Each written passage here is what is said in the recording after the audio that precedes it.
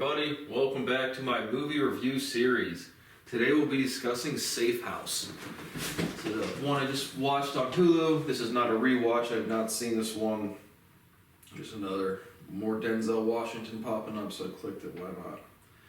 But I was also interested in seeing, I'll give you a typical thing for this one, my overall impressions and grade after reading the overview as written by the producers or writers. And after that, if you've not seen the video or movie and would like to, based or not based on my recommendation, you want to shut off this video, there will be spoiler alerts as we go through the plot synopsis and character development. Similar movies, major themes, probably not. It's probably kind of a slow one for me. But we have, for the past year, rookie CIA agent Matt Weston, Ryan Reynolds, has been eager to prove himself while cooling his heels at an inactive South African post. He gets the chance when Tobin Frost, Denzel Washington, a turncoat operative, is brought to Weston's safe house for a debriefing. But soon after Frost's arrival, mercenaries attack, and Weston and Frost barely escape with their lives. The two men must join forces and try to stay alive long enough to figure out who wants them dead. So its release date, February 10th, 2012, had a budget of $208 million. Director Daniel Espinosa. So, 52 on Metacritic, 53% on Rotten Tomatoes, 71% liked it on Google, and 6.7 out of 10 on IMDb. Overall I'm going to give it a C+. I thought it was certainly an action flick, but there was no breathing room. I mean, pretty much the whole movie was just like an action sequence, which is good for an action movie, but the plot development, or like the underlying motifs of the development of the plot were just nothing super unique and rather dull for even not unique movies. I thought there was a lot more breathing room in between the fight scenes. I was interested in seeing Ryan Reynolds in not a comedy role. I did like it. Like I said, comedy's not a genre I really like, and Ryan Reynolds just typically plays a lot of comedy roles. Not a big fan, but I did like him. There was one like romantic comedies are different than just strictly comedies. But there was one like romantic comedy I think he was in there that I really liked, but I can't remember the name of it. But regardless, I just thought this action sequence was just one big long drawn out thing. Not much depth to the characters. In all of these movies, the characters don't really change. I think there could be a lot more in the film industry or in characterizations of TV shows. Just like having the characters like change as opposed to just like unveiling background that you didn't know throughout the movie. So there wasn't much character development at all. A lot of fights, sequences, and the overall plot was just pretty redundant for me. So upper end of could have been entertaining again if you just like fight scenes. It definitely has that, but overall it just was rather dull. Didn't do much for me. So C+. So if you've not seen the movie and would like to, you're going to want to shut off the movie now. So again, it's placed in South Africa, I think present day when it was filmed in 2012. But you have, as it said, Matt Weston is trying to get his grips in the CIA and work up the ranks. And Tobin Frost is a turncoat, as they called him, just a saboteur. He he's been selling secrets of the CIA to all the different foreign peoples, groups, whatsoever. So you have David Barlow and Catherine Linkland, kind of like senior directors of the CIA, and then you have Harlan Whitfield, like the actual director of the CIA. And so the movie opens up, and Tobin Frost meets with this dude. I'm not sure who it is. I think David Barlow is the CIA guy. There's another old white guy that starts out in the very beginning of the movie, and Tobin Frost is meeting with this guy. He's arranging a sale of just intelligence, and he gets this file or this chip from this dude. And so right when he leaves from this place, there's these operatives. Emil Vargas, it's kind of like the head dude. There's this big crew of South African Emil Vargas kind of looks like Middle Eastern, but it's like South African people lining up to try to kill Tobin Frost. And so they shoot some random black dude on the street. It turns out to be Tobin Frost. There's a big crowded area, and they see this dude that looks like Tobin, shoots him, and then a little kid runs up to him and sees if it's him, and it's not the right guy. And so Tobin has deflected. He again meets with this white dude in this room. And he has this chase fight scene where it's like he's in a bathroom. He's being chased, so he takes the file that he got and injects it into himself with just this little like pill thing, and kills some dude in the stall of the bathroom. And then he like re-links up. Like, this is a big fight scene. He's trying to like, run away from people. He re-meets up with the white dude that sold him the file or gave him the file. And the guy's like, I didn't tell you out, or I didn't tell anyone you were here. It's not me. And then as he's saying that, he gets shot in the head through the car. So he dies rather quickly. So I'm not sure if that's David Barlow or if the fat white dude at the senior director or like lower, just one under the director of the CIA is David Barlow. But regardless, that's what happens. And then Tobin Frost is getting chased. A lot of bodies are dropping. They're shooting in the streets, and he realizes his only option is to walk into the American embassy. So he does so. At which point, that's when you learn that he's a turncoat or double agent or selling secrets from the intelligence community. And they detain him. And because it's in South Africa, a highly secure asset, they need to store him for a little bit before they can transport or have a special operative team to extract him to the United States for processing and prosecution. And so they go to the safe house, that's Matt Weston, played by Ryan Reynolds. Ryan Reynolds is dating a French chick, Anna Moreau, and she plays a minor role throughout the movie. But he's Tobin and Matt they bring Tobin in, they waterboard him for a little bit, and not soon after that they have a breach. The sirens start going off, and the set of mercenaries is coming to try to get Tobin from the CIA, who again doesn't have a great infrastructure in South Africa. And so all of the people guarding Tobin's his carriers or his team to take care of him, they all get killed besides Matt, and he decides to he secures Tobin in a car. Big fight scene. Pretty much the whole movie again is an action sequence. And so, big fight scene. Matt sees this Emil Bargas kill the head dude of this detail for Tobin. Realizes his only option is to try to get him out himself. Takes Tobin, puts him in the trunk of a car, and starts driving away. Another huge extended fight sequence. The car is getting lit up. Bullets, the 223s are flying. We got the bulletproof tank piercing rounds going through the trunk. The car gets absolutely lit up. Tobin's in the trunk, doesn't get hit. Matt's in the driving, doesn't get hit. But then they go. He tries to secure him somewhere. He calls the CIA. There's an apartment building or something. And they're basically you have this amount of time. You have to wait 18 hours before we get a more professional team to extract him. And so at that point, David Barlow, Catherine Linkland, who are the same level of the CIA, who are directly under the director Harlan Whitford, they're all kind of we have to have a mole. How would they know where this guy was at? And so Tobin talks to Matt Weston again while the fight scene's going on. Again, a big safe house facility. Matt and Tobin are in the interrogation room, and Tobin's talking through the logic with Matt. And then after the fight scene, and he escapes and talks to them. And he's like, yeah, amongst themselves in the CIA, they're like, yeah, we must have a mole. And so after that, they tell Matt to go get this locker, go to the safe house, and he's going to turn in Tobin and he'll be able to write his ticket to get whatever great job at the CIA he wants. And so he takes him to it. It's at the locker's at this big stadium. Football, like a soccer match is going on. But Tobin basically just acts, because he's literally handcuffed, but he acts like he just causes a diversion, acts like he's being, they're walking up to a stadium, big crowded area, and then he starts screaming, he's trying to kidnap me. Look, he's got a gun. He's trying to kidnap me. So then the South American police arrest all of them, both Matt and Tobin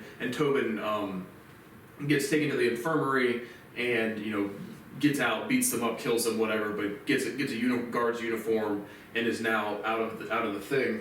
Matt Weston's getting questioned by the police, and as you can see on the security camera, the infirmary has been messed up by Tobin. So Matt's like, look there. So they go to get Tobin, but they still won't let Matt go. Matt beats up a couple of them and breaks out. And so they're both running. They're all running. South African police exchange some gunfire with Matt Weston. I think he does hit one of the cops. I was playing some poker too, so I'm not sure in that exact scene if Tobin shot the cop or if Matt actually shot the cop. But later on they say Matt was the one who shot the cop, and he says he returned fire, so just wasn't exactly clear for me. But regardless, Tobin gets away, and Matt is basically he's just beat. And so he calls back, and they're like, you're not to pursue any further. He got away, and Matt basically makes the decision. He's going to prove his worth and find Tobin anyway. And so Tobin, at this point, Matt basically tells his girlfriend Anna to go back to France, and to stay low or just stay out of trouble or like out of danger or something.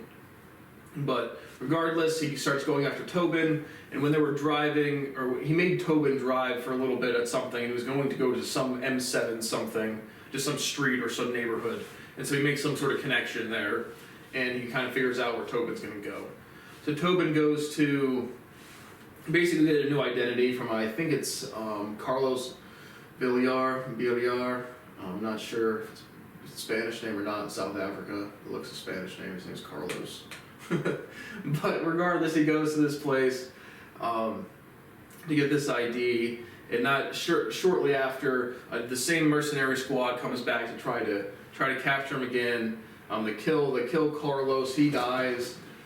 His wife dies, and Matt is kind of there to like he still wants to take in Tobin, but also to rescue him from the mercenaries. So another big fight scene. And Matt and Tobin now get in the car together. And so, but then they're kind of like more on the same team again. Tobin's kind of opening up Matt to, I guess the alleged character development is Matt learning that the CIA is not all just great people. And so, after like that interaction, they have, I believe it's that interaction, he's questioning, who sent you? And the guy was like, it was the CIA who sent us. And so now Matt knows that there's definitely a mole. He's definitely, has to be extremely cautious with both Tobin personally and with the CIA people he's interacting with. And so regardless, Tobin and Matt detains Tobin once again. And in that sequence, I do believe Tobin gets hit, so he's a little injured. They have to go to like a pharmacy, and Matt's still like, I'm going to take you in, even though this stuff is true, and you have this file about all this dirt on these people. And so after that, they start driving to the safe house. At the same time, David Barlow and Catherine Linkland are going to the safe house to meet up with him. At this time, Catherine thinks that Matt has been flipped, and David says, I know Matt personally, I trained him or whatever, and I know he's just trying to turn in Tobin and make his rank at the CIA. And so once Matt contacts David and Catherine again, saying that he does have Tobin once again, and he's going to the safe house. They're going to meet him there. Additionally, Catherine then hears back that the file has some like laundry list or something. That's what Tobin was doing in South Africa. David's like, good to hear that, and then shoots Catherine. So at that point, it's very clear David is one of the head people of the corruption of the moles in the CIA. So Catherine is dead there, and Matt shows up to the safe house. It's one dude. I think his name is Miller from the character list. I think his name was Miller. But he's in there, and so he has Tobin like lure Miller out there, and puts a gun. Or Matt Weston puts a gun to Miller's head, because at this point he's just not trusting any of the CIA people either. And so after he watches, like at gunpoint, makes Miller call in that the asset has been delivered, the package has been delivered, and to try to earn his trust. So Miller does that, and then they're sitting down. Matt still has his pistol with him. Miller's trying to relax him. You're not sure if Miller's on the good team or bad team, the corrupt team or not corrupt team. And so he offers Matt some tea. He's like, Matt's like, I'll get it myself. And Miller's like, no. And then Miller again, hard turn and attacks Matt. So another big fight scene. I believe Matt ends up killing Miller in that one. And whoever the second safe house handler was a corrupt dude, and Matt kills him. And so Matt, again, another big, long, drawn-out fight sequence, and Matt is pretty injured, or certainly beat up, and Tobin Frost, he's like, basically now completely siding with Tobin. The CIA is corrupt, or at least in his immediate circumstances needs to to have as many teammates as he can to not get whacked by the people coming that he just called into, because clearly they're going to be corrupt as well, which was his direct boss, the David Barlow. But so he gives Tobin the keys to his handcuffs. At this point, Tobin's been handcuffed to like a radiator, and so Tobin leaves, and Matt thinks that Tobin's just dipping out on him. And so Matt's severely injured, and he wakes up to David Barlow, his handler, his direct boss, his friend, his confidant, and it's like, at which point Matt directly calls out David, and David doesn't make any immediate, he doesn't kill Matt on the site or anything. And so very quickly after waking up, one of the dudes outside, I don't know, it's a team of 3 or 4 people, is killed by Tobin. It's another fight scene. David Barlow goes outside, his truck blows up, and you think he's kind of dead or out for the count. Tobin fights with a couple more dudes, kills them, and is just going to leave with Matt. And then as he's going to walk out the door, to Tobin, or like they're like still in like a house, Tobin gets hit in the hallway and is like, hit in the side or in the stomach, somewhere in the abdomen, maybe in the chest. And so he's bleeding out, and David Barlow comes back in from the blown up car. He's not dead. He's like, "Congrats, Matt, we got him." To which Matt kills David Barlow. And so that's what happens there. Then, you have some time elapsed. He's back at the CIA headquarters writing up the official report with Harlan Whitfield, the director. and he has the copy of the files that Tobin had. And so he writes up the incidents exactly as they happened, and Harlan's like, we can't write it up like this. And everybody's like that's like the big plot development is like everything in the CIA is super corrupt, and it's this big ominous organization, which is their global conspiracy currently going on to suppress science. Yeah, definitely. But for this movie, it wasn't super interesting at all. And so it's kind of like the big development, and then the ending credits or ending scenes is like MI6 in London, the CIA over here, the Saudis over here are all going through corruption changes or whatever. And so that's really the end of the thing, but I don't know. It didn't do much for me. A lot of action, which I do like action. It doesn't have to be a super developed plot. There's just no breathing room between the fight scenes. The overall plot theme synopsis of just, the corruption amongst intelligence agencies is extremely redundant. I was kind of interested to see Ryan Reynolds in a more serious role. Liked him better than in a typical Widows comedy. Excuse me, throat's a little dry. I thought this was one of the weaker characters for Denzel Washington, and just not much development or nothing new, and just didn't do much for me. So overall, C+. So thank you for watching my review of Safe House, and I'll see you on the next one.